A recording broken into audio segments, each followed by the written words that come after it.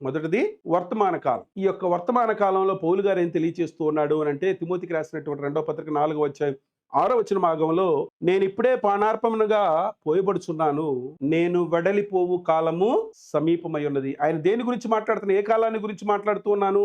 నేను ఇప్పుడే పానార్పణముగా అంటే వర్తమాన కాలం గురించి ఆయన అక్కడ మాట్లాడుతూ ఉన్నాడు. నేను వెడలిపోవు కాలం అనేటువంటిది సమీపమై ఉన్నది, చాలా దగ్గరలోనే ఉన్నది అని చెప్పి పౌలు గారు తెలియజేస్తున్నాడు. ప్రియ సహోదరి సహోదరుల, ఇక్కడ మొదటిది ఏంటంటే ఆయన తెలియజేసినటువంటి దాంట్లో పానార్పణముగా పోయబడుచున్నాననేటువంటి దాని గురించి. ఎప్పుడు పానార్పణముగా పోయబడుచున్నాడు అంటున్నాడంటే, ఇప్పుడే నేను పానార్పణముగా పోయబడుచు ఉన్నాను, నా ప్రస్థాన కాలం అనేటువంటిది, నా మరణం అనేటువంటిది సమీపించుచూ ఉన్నది అనేటువంటి ఉద్దేశంతో పౌలు గారు ఇక్కడ మాట్లాడుతూ ఉన్నారు. అయితే మనం ఇక్కడ ఒకటి జ్ఞాపకం ఉంచుకోవాలి. ఏంటంటే పౌలు గారు తన జీవితమంతయు నిరంతరం దేవునికి సేవ చేస్తూ త్యాగపూరితమైనటువంటి జీవితాన్ని జీవించినటువంటి వాడిగా పౌలు గారు ఉన్నారు. దమస్కు మార్గంలో క్రీస్తు చేత పట్టబడినటువంటి పౌలు తర్వాత తన యొక్క జీవితం అంతయు కూడా ఎవరి కొరకు బ్రతికాడో తను పౌలు గారు క్రీస్తు కొరకే బ్రతికాడు. క్రీస్తుకు సేవ చేస్తూ ఒక త్యాగపూరితమైనటువంటి జీవితాన్ని పౌలు గారు ఇక్కడ జీవించి ఉన్నారు.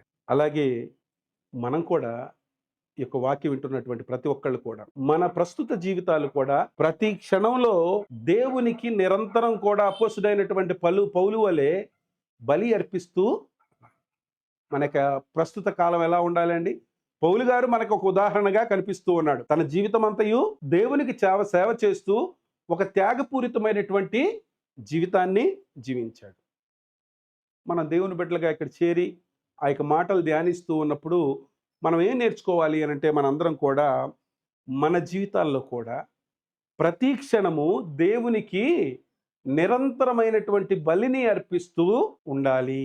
నిరంతరమైనటువంటి బలిని అర్పించటం అని అంటే దేవునికి అంకితమైనటువంటి జీవితాన్ని జీవించటము, దేవుని కొరకు బ్రతకటము అనేటువంటి విషయాన్ని మనందరం కూడా జ్ఞాపకం. ఆ పౌలు గారైతే ఒక త్యాగపూరితమైనటువంటి జీవితాన్ని సేవ చేస్తూ గడిపాడు.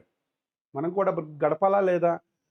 దేవుని యొక్క గ్రంథంలో మనకు రాయబడి ఉన్నటువంటి యొక్క మాటలన్నీ కూడా దేన్ని తెలియచేస్తున్నాయంటే, వీటి ద్వారా మనకి బుద్ధి బోధ కలగటానికి ఈ యొక్క మాటలన్నీ కూడా వ్రాయబడి ఉన్నాయని చెప్పి ప్రభు నామపేట మనవి చేస్తున్నా. అందుకనే పౌలు గారి జీవితం ద్వారా మనం కూడా ప్రస్తుతంలో ప్రతి క్షణము దేవునికి నిరంతర బలియాగముగా అర్పించేటువంటి జీవితాన్ని జీవించాలి.